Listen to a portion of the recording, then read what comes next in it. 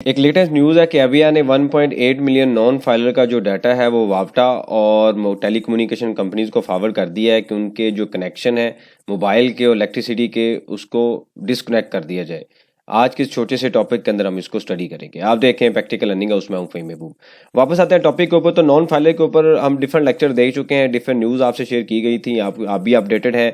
नादरा की हेल्प से एबीआर ने जो एक डाटा है वो प्रिपेयर कर लिया है, जिसके अंदर इनिशियली जो पहला जो सेगमेंट है उसके अंदर उन्होंने 1.8 मिलियन जो नॉन फाइलर टैक्स पेयर हैं जिनके ऊपर रिटर्न फाइल करना लाजमी है, लेकिन उन्होंने टैक्स रिटर्न फाइल नहीं की। ये डाटा कहाँ से इकट्ठा हुआ? 3-4 डिपार्टमेंट है। एक्साइज एंड टैक्सेशन वालों ने डाटा दिया, नादरा ने डाटा दिया जहाँ पे इजी पैसा जैज़ कैश के ऊपर ट्रांजैक्शंस हो रही हैं, लैंड रिकॉर्ड डिपार्टमेंट यानी कि प्रॉपर्टी डिपार्टमेंट ने डाटा दिया। उसके अलावा जो अगर आपके पास कोई इस तरह का और एसेट्स हैं, कोई भी एसेट्स हैं जैसे स्टॉक है, शेयर है, इस तरह की कोई डिटेल है, तो वो सारे इन सब ने कंबाइन करके जो डाटा है वो कंबाइन किया गया है सारे डिपार्टमेंट से वन विंडो ऑपरेशन के मुताबिक। तो इनिशियली जो पहले स्टेप में आइडेंटिफाई किया गया 1.8 मिलियन टैक्स पेयर का डाटा है।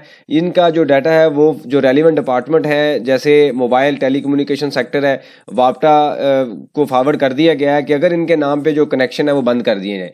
तो ये एबीआर का एक स्टेप है जिसके अंदर उन्होंने जो जैसे हम पहले भी डिस्कस कर चुके हैं तकरीबन 11 मिलियन के करीब जो एनटीएन है वो रजिस्टर्ड है, उनमें लेस देन 5 मिलियन ने टैक्स रिटर्न फाइल की है और बाकी जो तकरीबन 6 मिलियन के करीब है वो रजिस्टर्ड जरूर है लेकिन टैक्स रिटर्न फाइल नहीं करते। तो अब उनको डिफरेंट तरीके से टारगेट किया जा रहा है कि जो उनकी रूटीन की जो चीज़ें हैं वो जब उसमें कोई हर्डल्स क्रिएट होंगी तो ऑब्वियसली वो टैक्स रिटर्न भी फाइल करेंगे।